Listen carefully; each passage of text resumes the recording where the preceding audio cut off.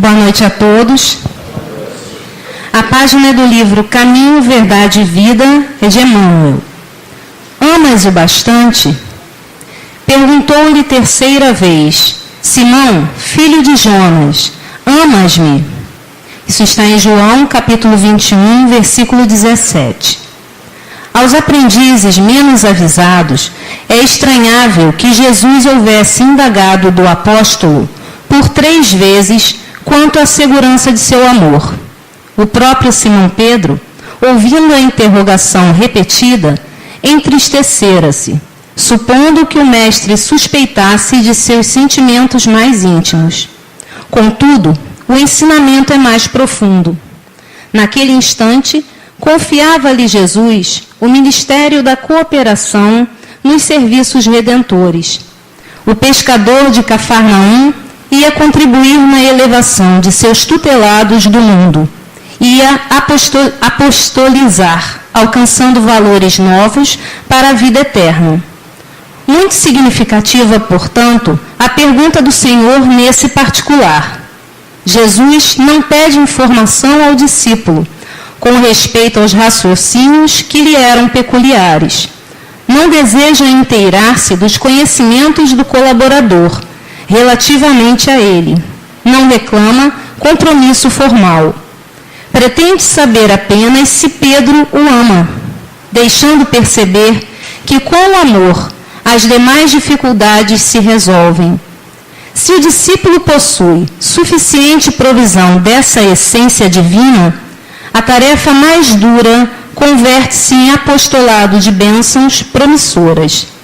É imperioso, desse modo, reconhecer que as tuas conquistas intelectuais valem muito, que tuas indagações são louváveis, mas, em verdade, somente serás efetivo e eficiente cooperador do Cristo se tiveres amor. Que todos nós possamos, aos poucos, aprender a amar até chegar ao amor universal, que é o que o Cristo espera pacientemente de nós. Boa palestra a todos. Nesse instante, vamos nos entregar a Jesus. Vamos lembrar o Mestre. E se você tem dificuldade de pensar em Jesus, pense na natureza.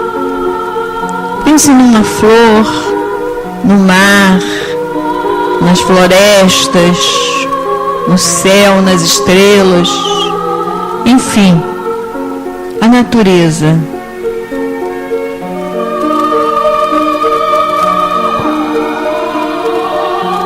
Senhor Jesus, amigo de todas as horas, em todos os instantes, Senhor, lembramos de Ti, nos ligamos a Ti, Senhor. Nesse instante, aqui estamos reunidos, um grupo de filhos Teus, com o desejo, Senhor, de buscar a paz íntima, a cura para seus males.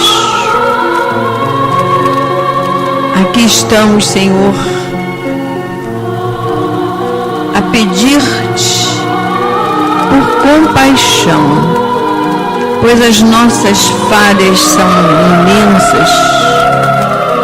Erramos quando desejamos acertar. Temos culpa quando nos distraímos e falhamos. Por isso te pedimos perdão. Mas, Senhor, quantos enfermos estão à espera do socorro, ouvindo de Ti através desses espíritos amigos que trabalham aqui conosco. A nossa caixinha de enfermos sobre a nossa mesa de trabalho. Também a caixinha onde os endereços lá estão, pois estamos esperando uma visita em nossos lares. e os nossos irmãos desencarnados, aqueles que partiram antes de nós, Senhor, os nossos melhores pensamentos, a te pedir por eles.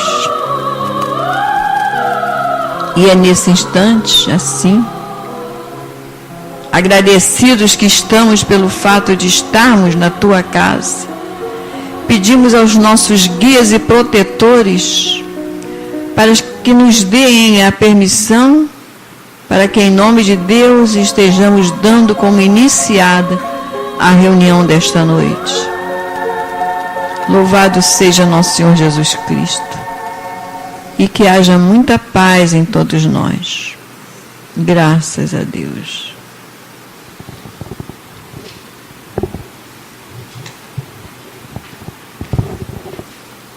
Teremos o estudo da noite hoje com o nosso companheiro Mário Cury. Que tu possas. Graças a Deus, que a paz de Jesus esteja entre nós e que as nossas primeiras palavras sejam de agradecimento a Deus pela oportunidade do trabalho no bem, bem como de agradecimento à espiritualidade amiga pela possibilidade de estarmos aqui usando a palavra para divulgar a doutrina espírita. Então, o tema separado hoje pedindo para eu ajustar aqui o microfone. Assim? Mais perto? Tá bom? Então, o tema que me foi apresentado para a nossa reflexão foi um estudo que consta do livro Renovando Atitudes, ditado pelo espírito Hamed, ao médium Francisco Espírito Santo Neto, que tem como tema amar, não sofrer. E o espírito Hamed traz em suas reflexões uma série de considerações que nos remetem primeiro a porquê que nós sofremos, de onde nós tiramos a ideia da necessidade do sofrimento para a evolução. Dizem até que os espíritas gostam de sofrer, né? Há uma voz que diz, vocês espíritas adoram o sofrimento. Não, é diferente, nós compreendemos o sofrimento. Mas há até espíritos, e foi mais de um, que já deram mensagem dizendo que a dor, muitas vezes, é inevitável, mas o sofrimento é opcional. Porque diante da dor, podemos ter diversas atitudes. E só vai realmente ter efeito dependendo, o sofrimento só vai ser o sofrimento realmente a dor, dependendo da nossa atitude. Eu lembro sempre, com essa questão da dor, uma companheira lá do Centro Espírita Leon Denis, que eu não sei se ela fala aqui, eu acho que ela também faz palestra aqui, a Deusa Nogueira. E a Deusa, ela teve uma perda que os espíritos consideram até legítima, um filho adolescente que foi assassinado. E ela reagiu dentro do seu conhecimento espírita muito bem. Ela, no dia seguinte ou 2 dias depois, estava fazendo palestra, continuou indo aos trabalhos e nós percebimos que ela estava abatida, mas ela, em momento algum, ela se desesperou. E aí diziam assim para ela, olha, isso aí que você está vivendo é uma ilusão, depois a ficha cair, você vai se desesperar. Mas ela não se desesperou até hoje. Ela, inclusive, dizia, olha, a dor é doída, mas não precisa ser doida. Claro que ela sofreu. Claro que ela teve dificuldades. E ela relatou muitas vezes em suas palestras para consolar outras mães que tiveram seus filhos assassinados ou outras pessoas que perderam seus entes queridos, as dificuldades que ela teve e como ela conseguiu enfrentar. Então, a dor, muitas vezes, vai nos chegar. Mas será que a dor é exatamente o passaporte para a felicidade, para o crescimento, para a nossa evolução, para o nosso progresso espiritual? A doutrina espírita entende que não.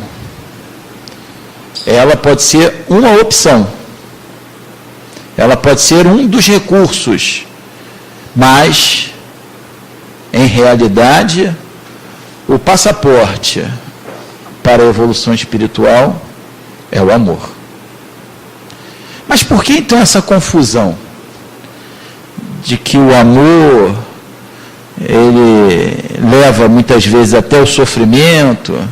Eu tenho um amigo que diz: não, eu blindo meu coração porque eu não quero sofrer. Eu fico assim isento da dor. Eu consigo me afastar de qualquer sentimento mais profundo para que eu possa não sofrer. Há realmente essa confusão. Por quê? Na mensagem, o Espírito Hamed explica que culturalmente, nós vamos lembrar aí que culturalmente para nós ao longo das diversas encarnações que nós tivemos. Culturalmente, havia lá, já desde a mitologia do Egito, a guerra entre Osíris, lá, os 7 Horus. Depois, na mitologia grega, lá, a confusão entre Netuno e Júpiter, com atos de vingança recíprocos. Depois, no próprio Velho Testamento, uma referência de que a mulher teria o amor pelo filho, mas esse amor teria que ter a dor do parto. E depois ainda a lei de Talião, que teria o significado de pagar na mesma moeda, que para a época, diga-se de passagem, já foi um grande avanço. O olho por olho, dente por dente, naquela época já foi um grande avanço. Porque era o seguinte: me fez mal, eu vou pegar o meu inimigo, dizimá-lo, matar a família toda, acabar com o seu patrimônio e vou pegar a terra dele e salgar para não nascer nada na terra. Era com ele e com mais quem fosse do lado dele. Então, o olho por olho, dente por dente, naquela época, já era uma limitação da vingança, porque ainda não era possível o amor, então pelo menos limita a vingança. Vamos deixar aqui limitado, só devolver o que foi feito. E, posteriormente, Jesus, explica o Espírito na sua mensagem, revogou a lei de Talião, dizendo lá no Sermão da Montanha: aprendeste o que foi dito, olho por olho, dente por dente. Eu, porém, vos digo, não resistais ao mal que vos querem fazer. Se lhe baterem na face direita, oferece também a esquerda. Se quiserem lhe tomar a capa, oferece também a túnica. Se quiseres que dê 1000 passos, dê antes 2000 passos. Não resistais ao mal que te querem fazer. Não negueis aos que querem te tomar emprestado. Olha só que coisa importante, querem te tomar emprestado. É uma visão de segmento da vida. Mas, por que então Jesus revogou a lei de Talião? Embora ela esteja em voga para limitar os corações ainda voltados para a vingança. Porque ele decretou a lei do amor. Jesus veio ao tempo que precisava lançar a pedra fundamental do amor paternal e veio explicar: olha, é assim.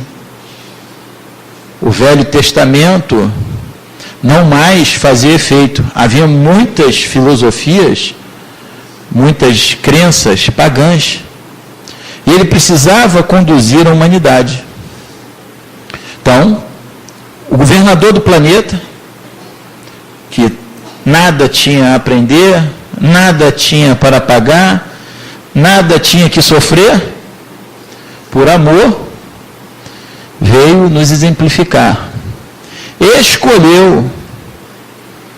Escolheu dar o exemplo de que não há para o espírito encarnado a menor necessidade de nada material para sua evolução. Não disse para sobrevivência, disse para evolução. E aí, escolheu nascer entre o povo judeu.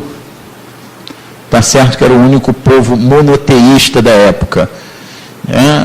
Sim, o povo judeu escolhido. É o escolhido porque era o único que acreditava no único Deus.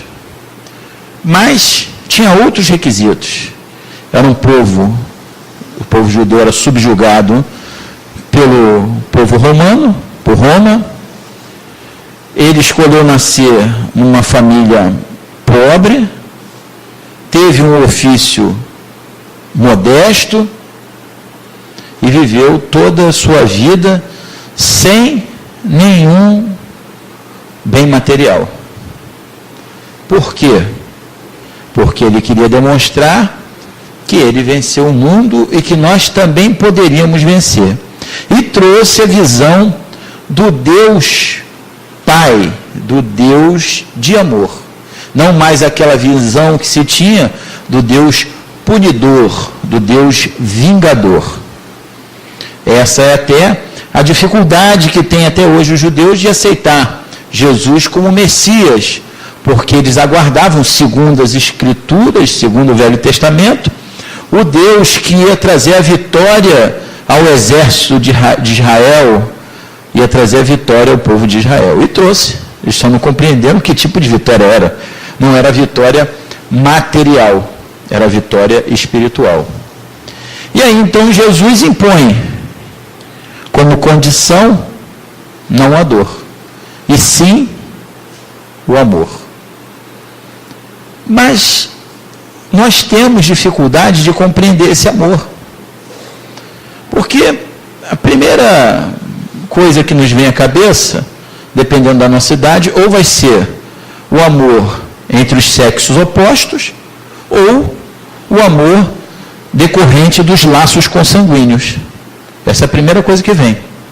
O amor entre o homem e a mulher, ou o amor ligado à sexualidade, ou o amor entre os parentes. Mas será que é isso mesmo que Jesus quis dizer? Será que é esse o foco do amor? Nós não compreendemos ainda esse amor. Aí está a lição, né? Jesus perguntando para Pedro: Pedro, tu me amas? Pedro: amo, Senhor. Aí pergunta de novo: Pedro, tu me amas? Amo, Senhor. Pedro, tu me amas? Ele: amo, Senhor, então apacenta minhas ovelhas. E aí Pedro não entendeu nada do que significava essa pergunta, né? Não era aquele amor que ele estava sendo testado. Era para saber se ele ia dar continuidade à obra. Num outro momento, me parece que nesse mesmo dia, Pedro fala para Jesus: Jesus, eu lhe amo. Senhor, mestre, eu lhe amo. Eu vou contigo até onde tu for. E Jesus fala para ele: Pedro, hoje mesmo, antes do galo cantar, irás me negar 3 vezes. E Jesus deixou de amar Pedro por causa disso? Jesus deixou de amar Judas porque lhe entregou na mão dos inimigos? Não, não deixou. Há salvo engano, no livro Religião dos Espíritos, acho que é esse, há uma mensagem de Emmanuel que diz que o primeiro ato de Jesus, quando deixou o corpo, foi buscar Judas no umbral. Foi o primeiro ato de Jesus. Foi buscar Judas no umbral. E Judas, nós temos notícia, já está bem evoluído.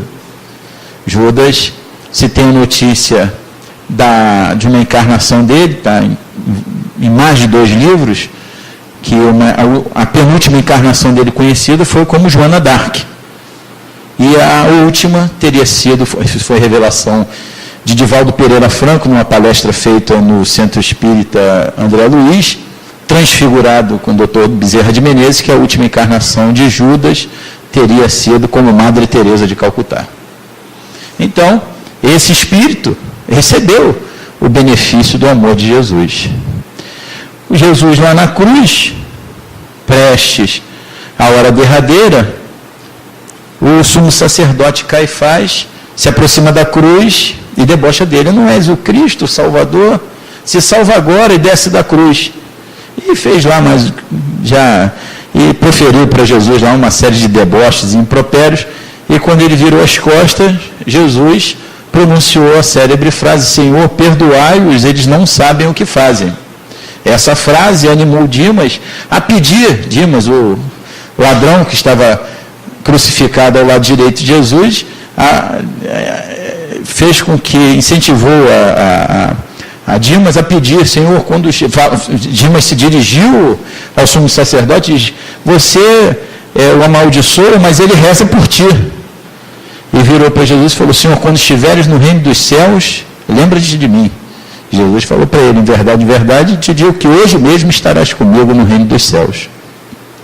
Então esse amor, nós não compreendemos ainda. Nós não ainda entendemos. E por que não entendemos? Porque temos presente em nossos corações ainda a questão do orgulho e do egoísmo. Ainda não superamos o orgulho e o egoísmo. E a doutrina espírita está destinada a trazer o conhecimento sobre esses dois vícios, para que bem compreendido o significado do amor, possamos avançar como um ser coletivo que somos. Embora o progresso tenha que se realizar no campo individual. E aí então, nós vamos entender, vamos sair da ignorância e vamos buscar o amor verdadeiro. Mas isso, eu digo a vocês, com certeza, é muito difícil, não é fácil não.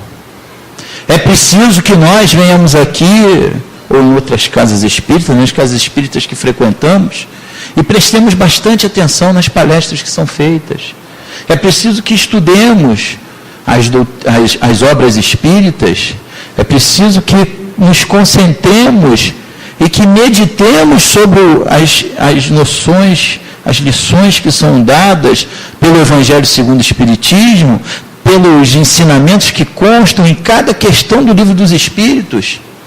Se nós pegarmos o Livro dos Espíritos e fizermos uma leitura da primeira à última questão, quando acabarmos de ler, formos repetirmos aquela leitura, nós vamos ver que a cada questão nós vamos encontrar uma nova reflexão, porque evoluímos, temos outros pensamentos, temos outros exemplos, e vamos compreendendo mais a fundo. Todos que eu conheço que têm a oportunidade de ter esse abençoado trabalho, de vir falar, de fazer exposição sobre a doutrina espírita, dizem a mesma coisa. Nós às vezes estudamos um tema, já fizemos palestras a beça sobre aquele tema, e quando vamos estudar, muitas vezes nos deparamos com reflexões que ainda não tínhamos feito. Por quê? Porque estamos em evolução, estamos em crescimento constante. E aí a compreensão, o conhecimento, vai cumprir o que Jesus nos falou. Conhecereis a verdade, e a verdade vos libertará. Vos libertará da ignorância. Por que é que nós não conseguimos amar em plenitude? A regra é simples. Fazer ao outro o que gostaria que fosse feito a ti. E por que então que uma regra tão simples, ela não é cumprida? Por causa do orgulho e do egoísmo. Mas aí poderíamos questionar assim, né? Uma vez é bom lidar com jovens, né? Porque jovem, ele expõe muito explicitamente o pensamento. Então uma vez eu fui fazer um estudo lá para uma mocidade, aí perguntaram assim, mas vem cá tio, o negócio é o seguinte, se orgulho e egoísmo não presta, por que Deus criou a gente com orgulho e egoísmo? Pergunta óbvia, né? Não serve, tem para quê? Mas a questão não é essa que não serve. A questão é que, na realidade, orgulho e egoísmo são degenerações, eu já tive a oportunidade de explicar isso para vocês, são degenerações de forças necessárias que trazemos em nós para o nosso desenvolvimento. Nós passamos pelos diversos reinos, passamos pelo reino mineral, passamos pelo reino vegetal e pelo reino animal. Não como espíritos, mas como princípio inteligente. E agora, na fase, como espíritos, na fase hominal, nós temos que adquirir automatismos que superam automatismos que criamos nessas outras três fases, desses outros três reinos. Então, no reino mineral, criamos os automatismos de aglutinação. No reino vegetal, de sensibilidade. No reino animal, desenvolvemos os instintos necessários à proteção da espécie, da sobrevivência, da perpetuação da espécie. E agora, na fase hominal, estamos adquirindo os automatismos morais. E esses são difíceis. E aí, então, nós temos forças, que elas são necessárias ao nosso crescimento, mas que nós ainda não temos equilíbrio para usá-las devidamente e degeneramos essas forças. Então, por exemplo, precisamos da autoestima, precisamos do instinto de conservação, precisamos do autoestima, o instinto de conservação e a autoconfiança. Mas quando degeneramos essas forças, elas deixam de ser forças necessárias ao nosso crescimento e se transformam em vícios. A autoconfiança em exagero degenerada vira orgulho, a autoestima vaidade e o instinto de conservação o egoísmo. Não equilibramos ainda essas forças. E aí não conseguimos amar por conta disso. Porque não conseguimos fazer ao outro o que queríamos que fosse feito a nós mesmos, porque nós colocamos os nossos interesses pessoais na frente. Ainda trazemos o automatismo da sobrevivência. E aí precisamos, então, desenvolver. Nós melhoramos essa visão quando estamos fora do corpo e nos vemos como espíritos imortais. Kardec, em Obras Póstumas, ele nos diz que há uma maneira de identificar e destruir o orgulho e o egoísmo. É identificando o espírito com a sua condição de ser imortal. Porque aí as coisas mudam de figura. Por isso que a visão do desencarnado é uma e a do encarnado é outra. O desencarnado já consegue se ver como um ser imortal. Já o encarnado, ele luta sempre pela sobrevivência. Nasce em contagem regressiva e precisa dos elementos materiais para sobreviver. E aí começa a luta, que deveria ser boa, deveria ser o bom combate. Mas como ainda não chegamos à plenitude do conhecimento, ainda estamos na ignorância, degeneramos as forças necessárias a esse bom combate e transformamos em vícios. Mas ainda há um outro aspecto que nós podemos raciocinar acerca disso. É que quando pensamos em amor ao próximo, e nós falamos em amor, nós pensamos num amor sublime, como o amor de Jesus. Há mesmo a figura que a gente pode lembrar e que muitos de nós tivemos na casa, era muito natural na casa dos avós, né? Que é a figura do Sagrado Coração. Jesus é aquele coração assim, né? Resplandecente. Aí então pensamos assim no amor sublime feito de Jesus. Mas Jesus deu uma regrinha básica, fazer ao outro que eu gostaria que fosse feito a si mesmo. Mas nós estamos pensando sempre em algo grandioso, quando na realidade é o cotidiano, é o dia a dia. Aí que entra a parte difícil, porque nós estamos com pressa. Nós vivemos num mundo em transformação dos meios de comunicação, que nos trazem uma quantidade grande de informação com as quais ainda não temos a capacidade de lidar, estamos aprendendo ainda, e que acaba tornando a vida estressada. Então está todo mundo com pressa. E aí como é que eu vou ser, né, generoso com o outro? Como é que eu vou amar o outro? Eu estou com pressa. Como é que eu vou dar passagem no trânsito? Como é que eu vou fazer uma gentileza? Muitas vezes a gente abre a porta do elevador e pede a pessoa, e convida a pessoa, pode entrar. E a pessoa passa e não fala nada, né? Não que a gente esteja fazendo pelo obrigado, né? Mas seria um respeito, né? Então, as pessoas não estão compenetradas nisso. É preciso, então, prestar atenção. Prestar atenção. Para que a cada ato nós demonstremos o amor, que podemos traduzir assim também, em respeito ao outro. Mas não conseguimos fazer isso. Quando eu digo não conseguimos, eu estou me incluindo também, né?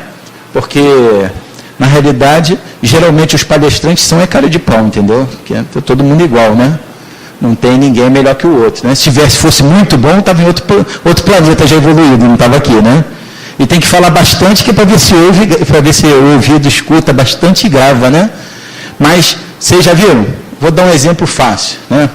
Pelo menos comigo, eu sou muito tentado sempre. A gente chega no shopping, o shopping está cheio.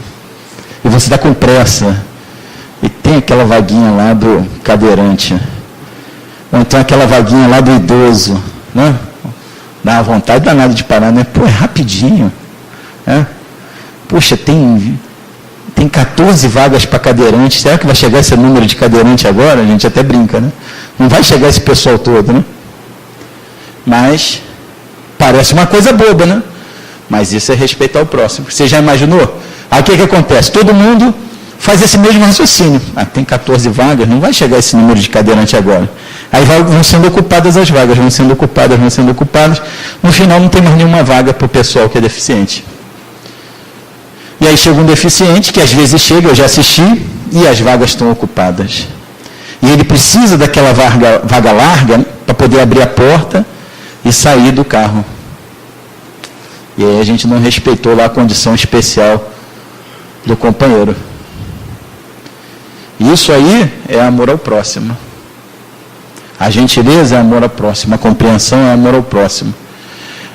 A possibilidade de olhar o outro com um olhar compassivo, de compreensão, é amor ao próximo.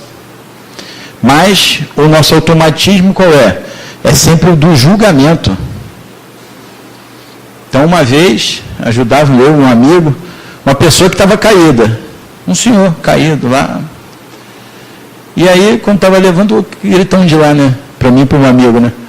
Não ajuda não, vocês vão se sujar, é bêbado. Então, quer dizer que a pessoa tem uma dificuldade, até uma dificuldade que é alcoólatra, para deixar caído no chão? Como é que é isso? É um raciocínio ainda de quem ainda não aprendeu a amar. Aí depois nós fomos lá fazer o que tínhamos que fazer, voltamos e estava caído de novo. Aí fomos levantar outra vez, eu não disse que não ia adiantar nada. Mas a questão não é se vai adiantar ou não vai adiantar. A questão é como é que você lida com o sentimento com relação a isso. Você acha normal passar na rua e ver as pessoas morando na rua? O nome disso é indiferença. Bom, realmente não dá para você colocar todo mundo e levar para sua casa, a gente até compreende isso. Mas a questão não é se você vai fazer isso ou não. A questão é como você olha aquela situação. Você olha, não tem nada para fazer? Tem sim. No mínimo você pode fazer uma prece, pedindo a Deus que ampare aqueles espíritos naquela prova difícil, ou naquele sofrimento.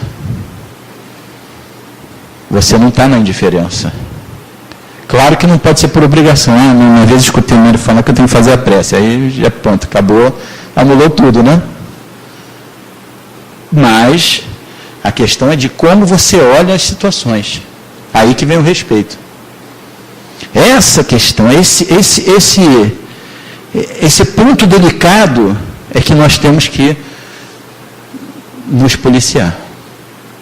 É sobre isso que Jesus queria, era isso que Jesus queria de nós. Então, quando Jesus perguntou lá 3 vezes a Pedro se Pedro o amava, ele sabia já o que Pedro conhecia, sentia por ele. Ele tinha conhecimento, até porque ele enxergava as pessoas de uma maneira que nós ainda não conseguimos enxergar. Mas ele enxergava além. Ele percebia plenamente as vibrações. Mas a questão é, até quando? Até como? E é isso que é aguardar de nós. Como é que nós amamos? Como é que nós nos portamos diante da situação? Aí vale lembrar a recomendação do Espírito Pascal no Evangelho segundo o Espiritismo, capítulo 11, item 12. Então diz assim, o Cristo não se aborrecia com ninguém. Quem quer que o procurasse era bem atendido. A prostituta, a mulher adúltera, o ladrão, o cobrador de impostos, nunca temeu que sua reputação fosse abalada. Quando então o tomareis como exemplo das vossas ações? Se a caridade reinasse na terra, o mal não teria mais lugar. E então o mal se sentiria deslocado em toda parte e desapareceria. Ficai bem certo disso. A necessidade então de nós trabalharmos o verdadeiro amor nos nossos corações. Trabalharmos, porque não vamos conquistar nessa encarnação não. Podemos até nos adiantar bastante, mas ainda não vamos ter a possibilidade de conquistar nessa encarnação. Mas a doutrina espírita vem nos trazer que papel? O papel do esclarecimento. Porque sabemos que a evolução do espírito, ela se dá em duas asas que devem se equilibrar. Geralmente, primeiro no aspecto intelectual, que é o do conhecimento, da compreensão, e posteriormente no aspecto moral, que é onde então os sentimentos já estão trabalhados. Aliás, quanto aos sentimentos, o espírito Lázaro, também no capítulo 11, ele nos fala de uma maneira muito interessante quanto aos sentimentos. Ele diz assim, olha,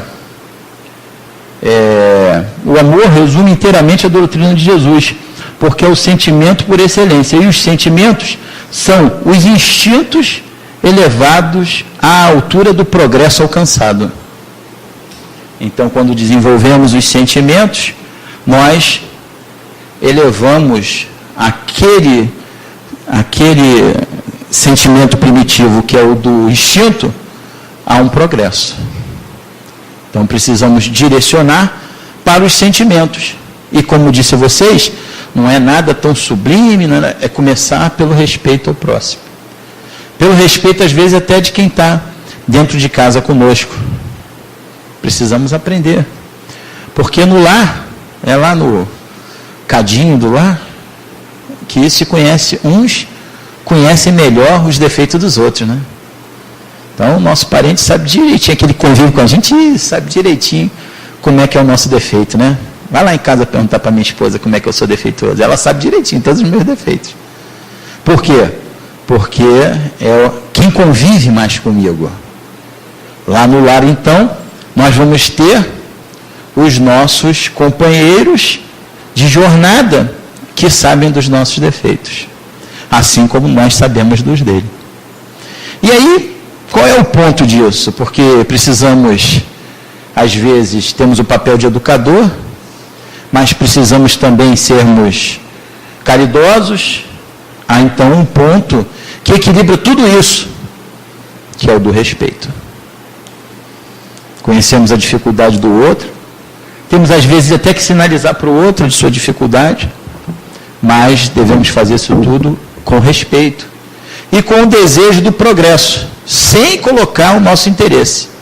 Porque muitas vezes, assim, queria tanto que fulano fosse assim, né? Essa palestra era para minha sogra escutar, ó, né? Que é para minha esposa escutar, era para o meu filho escutar, era para o meu irmão.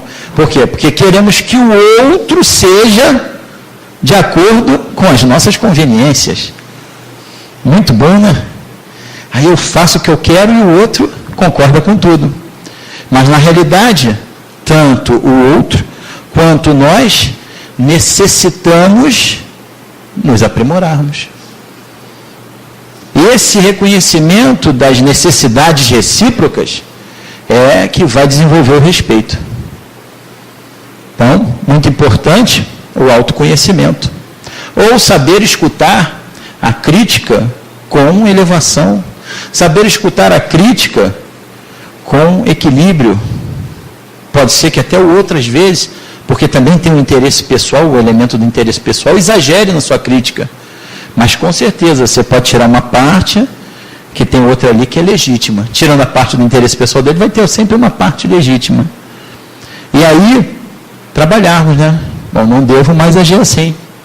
E começarmos, então, esse trabalho de conscientização, para tirarmos tudo da explicação, do racional, e conseguirmos um dia levar de maneira equilibrada, né? Que esse é o ponto importante, para o emocional.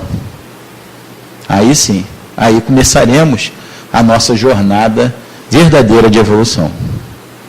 Mas estamos trabalhando e vamos chegar lá. E a doutrina espírita é a doutrina esclarecedora. Por quê? Porque não coloca a culpa em ninguém. Se você sofre, é uma opção sua.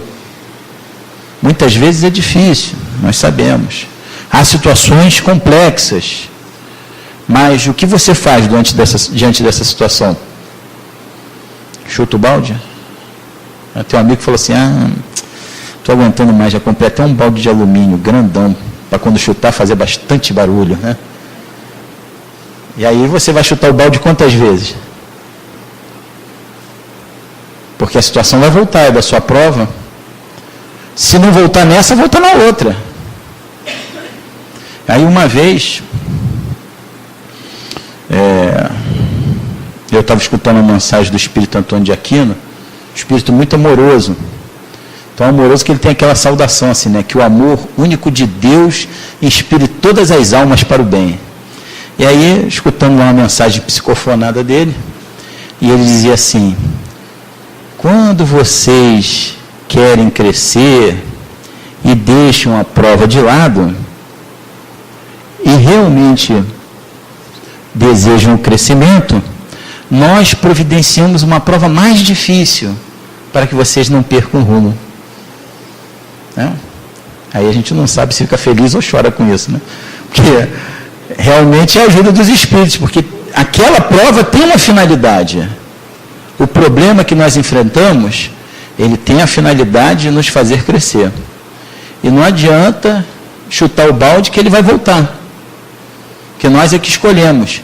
E mais, por que ele vai voltar? Porque nós temos um imãzinho que vai atrair. Nós temos as nossas marcas magnéticas que vão atrair, que estão lá na nossa probabilidade, e muitas vezes nós escolhemos. E aí vai atrair. Chutou o balde, vem outro.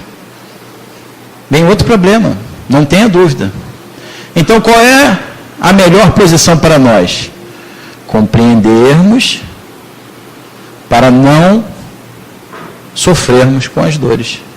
Encararmos as dores. E podermos seguir adiante. Porque não adianta chutar, porque vai voltar nessa ou noutra. E às vezes, não volta numa condição tão favorável quanto aquela que se apresenta no momento. E mais, né? Qualquer que seja o problema, ele vai passar uma hora. Quantas pessoas vocês conhecem que não vão desencarnar? Tem alguém que não vai morrer? Todo mundo vai morrer um dia. E aí, quando chegar do outro lado, tem um montão de besteira que a gente dá uma atenção danada, que não vai valer mais nada. Não vale nada. Nada. Não tem importância nenhuma. Te atendendo o espírito da mesa de desobsessão, ele falou para mim: puxa, mas eu era muito rico. Você não tem noção, era muito rico, espírito desencarnado, muito poderoso. Puxa, e agora? Eu falei: meu amigo, tem uma triste notícia para você. Seu dinheiro agora não vale mais nada. A não ser que você tenha feito bom uso dele. Fez bom uso? Aí, usei tudo em proveito próprio. Então, aqui não vale mais nada o seu dinheiro. Vale nada. Pode esquecer. Você agora tem que buscar outros valores. A moeda aqui é outra. Então, não adianta nada brigar pelas coisas da vida. Claro que todo mundo precisa dos elementos materiais. Não é vedado o progresso material a ninguém. Agora, isso não pode ser a coisa mais importante da sua vida. A coisa mais importante da sua vida é você lembrar que você é um espírito imortal. E que um dia você vai deixar isso aqui. Agora, claro que em meio a isso tem as lutas da carne. Porque você precisa crescer, sobreviver, se desenvolver. Mas tem que se focar. O foco é Deus. O resto é consequência da sua maneira de viver. Do seu trabalho, do seu esforço. E do que é importante para você naquela encarnação. Porque muitas vezes você não consegue chegar onde você quer. Às vezes nós queremos algo materialmente, que nós planejamos, almejamos, nos esforçamos e às vezes não conseguimos. Por quê? Porque talvez, espiritualmente, aquele patamar que pretendêssemos atingir, não seria bom. E aí, é travado. Travado o quê? Por amor a nós. Mas se não tivermos a visão de que Deus comanda tudo, nos perdemos nisso. E ficamos chateados. Puxa, não consegui, eu queria tanto. E aí, Jonas de Anjos nos fala das cercas que Deus coloca para nos guiar. Muitas vezes são cercas postas para que nós possamos não nos perder na nossa vida. Está na nossa hora? Faltam 10 minutos. Então, a gente precisa compreender bem essa questão do amor. Compreender bem essa questão do sofrimento. Haverá situações em que nós vamos ter a dor presente. Até porque somos espíritos imortais. Mas, com certeza, se colocarmos o amor, nós vamos ter uma outra posição.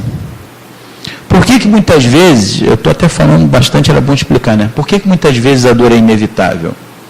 Porque há, por exemplo, vamos pegar aqui no campo da saúde, há doenças que são kármicas, ou doenças perispirituais.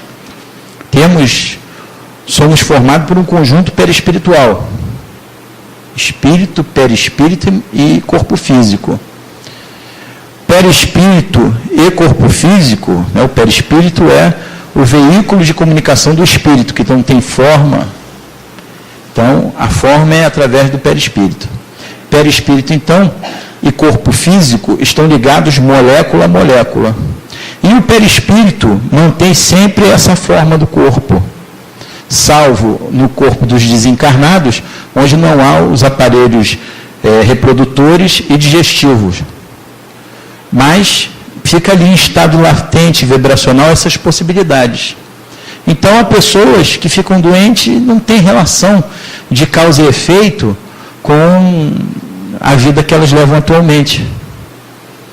Então, por exemplo, eu tive um tio que teve cirrose, né? Não foi medicamentosa, e ele era um monge.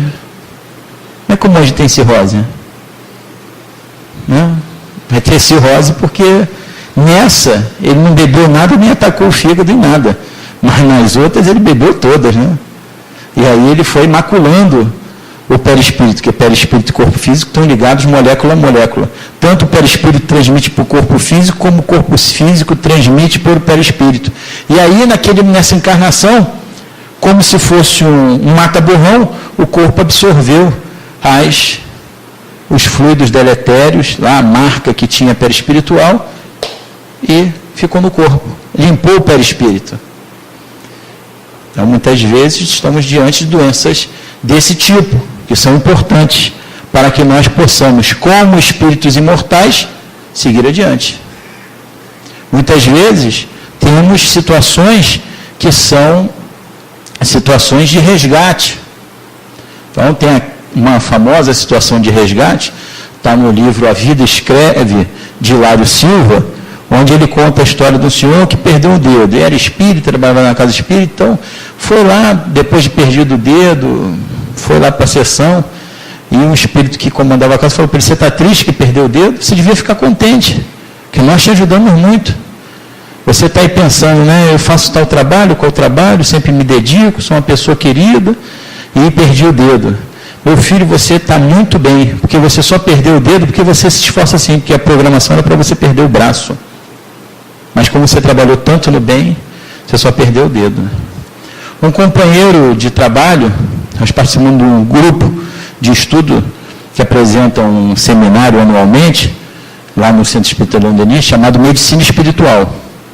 Então, lá diante de um estudo que nós estamos fazendo aprofundado, estudávamos as marcas perispirituais. E aí um companheiro, que é médico,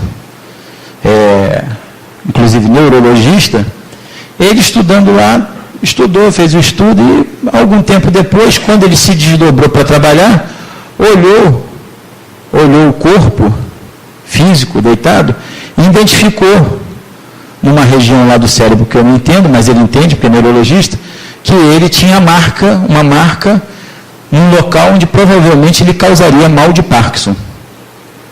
E aí, depois dele ter visto isso, uns meses depois, ele começou a ter alguns tremores. Até que o guia da casa disse para ele assim: meu filho, você viu, porque você tem um conhecimento médico associado ao conhecimento espiritual, você viu uma marca que realmente você tem. Mas ela não era para despertar agora, porque você está atuando no bem.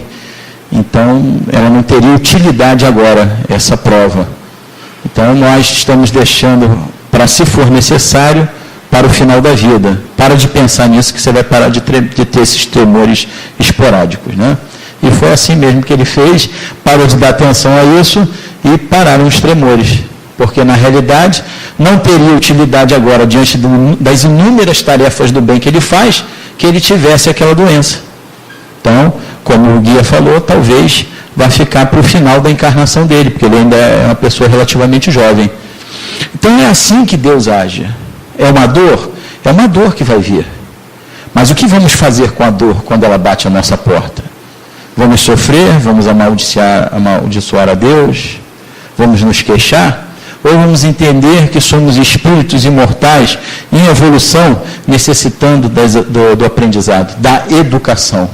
E que podemos deixar a dor de lado para que o sofrimento não nos acarrete, para entender, para que o sofrimento não se apegue a nós, para compreendermos que tudo faz parte de um processo evolutivo. Então vamos ter a dor, mas vamos encarar a dor como um processo de educação de Deus. E aí, no campo moral, há inclusive a possibilidade de, se nós amarmos bastante, reduzirmos diversas possibilidades de dor. Muitas provas, elas são resgatadas pelo amor. Então, uma vez o Dr. Erma, que é um guia lá da nossa casa, disse assim: vocês não têm ideia, no trabalho do passe, da cura e da desobsessão, de quantas doenças que vocês se livram, vocês nem ficam sabendo. Por quê? Aí ele explicou: porque para que o fluido seja transmitido a quem está recebendo o passe, esse fluido benéfico passa por vocês que são médiuns. E aí, junto, vai uma série de benefícios. E aí o sujeito ainda pensa que é médium e é melhor que o outro, né? Na realidade, geralmente é mais devedor. Aliás, né, a definição que está lá no livro Mecanismos da Mediunidade, de André Luiz, num capítulo chamado Mediunidade e Eletromagnetismo, diz que o sujeito é médium porque ele tem uma descompensação vibratória, né? Aí não sabia que médio era tudo perturbado, né? Mas descompensação vibratória é o seguinte: no átomo, que era a menor partícula conhecida na época de Kardec, no átomo, então nós temos dois tipos de movimento do átomo. Um em torno dele mesmo, chama movimento translatório, e outro movimento que ele faz girando uma volta para lá e outra para cá, que é até aquele desenho do átomo, né? Um núcleo com várias voltinhas. Quando ele faz um movimento para um lado, ele faz para o outro. Então, ele sempre equilibra. E nos médiuns, essa descompensação vibratória, André Luiz explica, é que esses spins, que spin quer dizer giro em inglês, né? Que esses spins, nos médiuns, eles são paralelos. Nas moléculas das células do cérebro, do perispírito dos médiuns, há, então, um movimento paralelo. Em vez de ter um para o lado e um para o outro, tem dois para o mesmo lado. Para quê? Porque o médium vira uma antena receptora para poder absorver mais fluido, não gastar os fluidos do seu elemento vital, do tempo que ele precisa ficar encarnado, e para absorver os fluidos do ambiente onde ele vai trabalhar e poder compreender as coisas que estão se passando, aumentar a sensibilidade. Então, é uma disfunção programada para poder se auxiliar. Porque isso é porque o sujeito precisava amar muito, talvez não tivesse capacidade, era muito devedor, então vem com essa possibilidade para ver se dá uma adiantadinha. Então, tudo decorrente do amor pode gerar uma diminuição da sua prova. A questão 132 do Livro dos Espíritos, Kardec pergunta qual é o objetivo da encarnação. E aí a resposta é grande, mas no segundo parágrafo, lá, no primeiro para o segundo parágrafo, os espíritos respondem que a finalidade da encarnação é para o espírito passar por todas as experiências da existência corporal, vicissitudes, provas, expiações, ao fim de alcançar a perfeição. E visa ainda um outro fim, o de suportar a parte que lhe toca na obra da criação. Ora, se eu tenho que passar por todas as experiências da existência corporal, e eu me adianto, né, vejo alguém em sofrimento e começo a tentar auxiliar, eu então vou aprender, muitas vezes, com a dor do outro. E aprendendo com a dor do outro, não preciso passar por aquela situação. Porque eu já aprendi verdadeiramente, legitimamente, porque eu fui em auxílio ao próximo. Daí dá para entender quando Pedro diz que o amor cobre uma multidão de pecados. Mas devemos amar porque vai ser o ponto de equilíbrio da sociedade humana. Vai ser o ponto de equilíbrio para que a paz reine. E é fácil de entender. Vocês imaginem se houvesse um pacto mundial que daqui para frente ninguém vai fazer ao outro que não gostaria que fosse feito a si. Não teríamos mais problema nenhum. Mas ainda não conseguimos. Mas quem está se movimentando, um dia vai conseguir. Mesmo que ainda pareça difícil. Há uma mensagem do Espírito Sanson, também no Evangelho segundo o Espiritismo, no capítulo 11, na Lei de Amor, salvo engano é no item 10, que ele diz assim, olha, vocês já se modificaram muito, se modificaram de tal forma que hoje aceitam, sem nenhuma dificuldade, diversas ideias de fraternidade, de auxílio ao próximo, de amor, que outrora não aceitavam. Ora, daqui a 100 anos, outras tantas ideias mais avançadas estarão presentes em vossas cabeças que hoje não podem ser aceitas. E é assim que nós vamos crescendo. Então, meus amigos, a importância da dor, a dor vai ter a sua importância? Vai. Ela é um sinalizador, né? Até a dor física. Para que serve a dor física? Porque há, inclusive, uma doença das pessoas que têm um problema no sistema nervoso e não sentem dor. Isso é muito perigoso, porque a dor serve para alertar que tem alguma coisa de errado.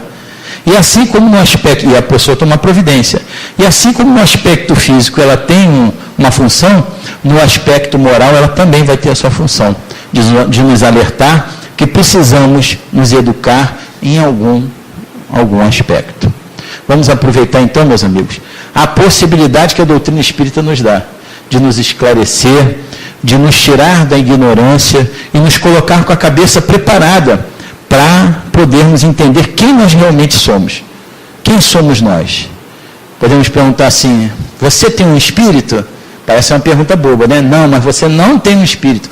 Você é um espírito que momentaneamente está no corpo. E um dia vai deixar esse corpo. E vai continuar existindo. E você vai levar, sabe o que com você? Nada que é de uso do corpo, mas tudo que é de uso da alma.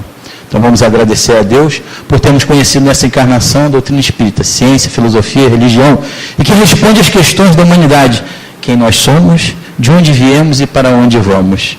E assim então, com esse conhecimento, nos esforçarmos para pô-los em prática, para pôr em prática o Evangelho do Mestre Jesus e seguir, como diz Leon Denis, adiante para o alto, na direção de Deus. Graças a Deus, que Deus e Jesus sejam louvados hoje e sempre. E como diz o Espírito Antônio de Aquino, que o amor único de Deus inspire todas as almas para o bem. Graças a Deus.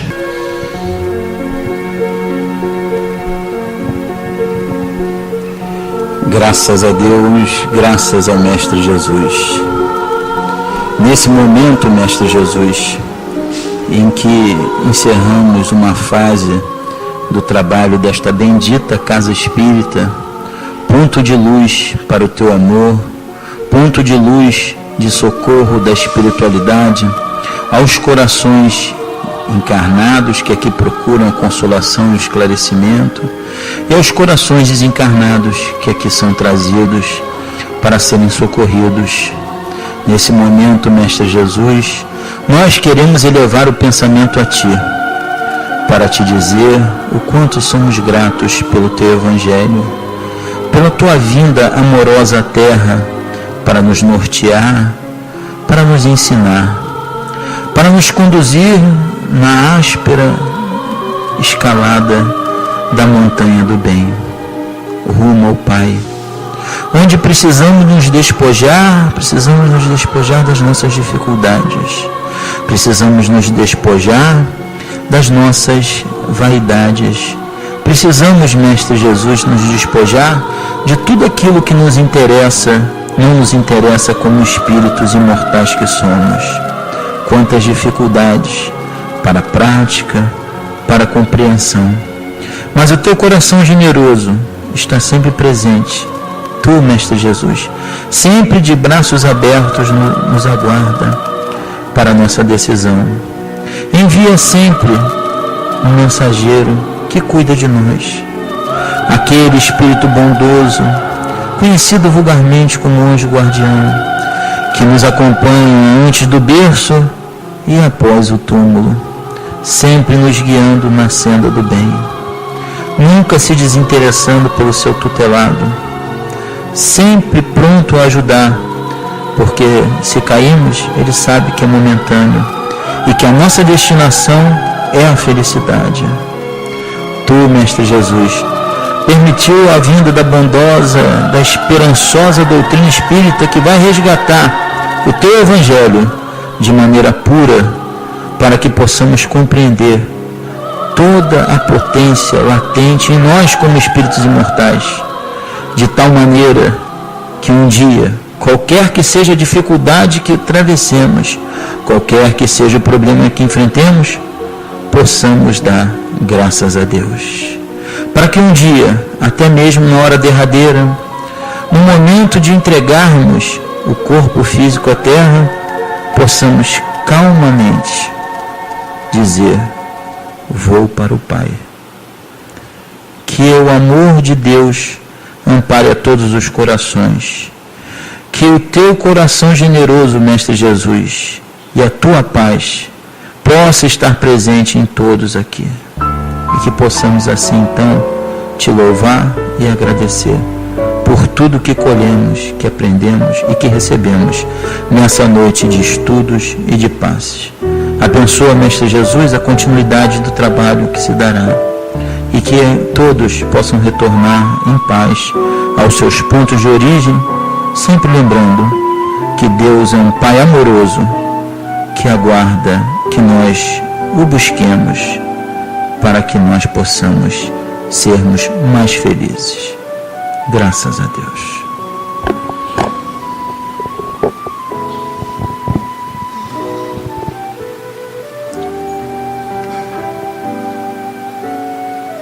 Somos felizes, Senhor,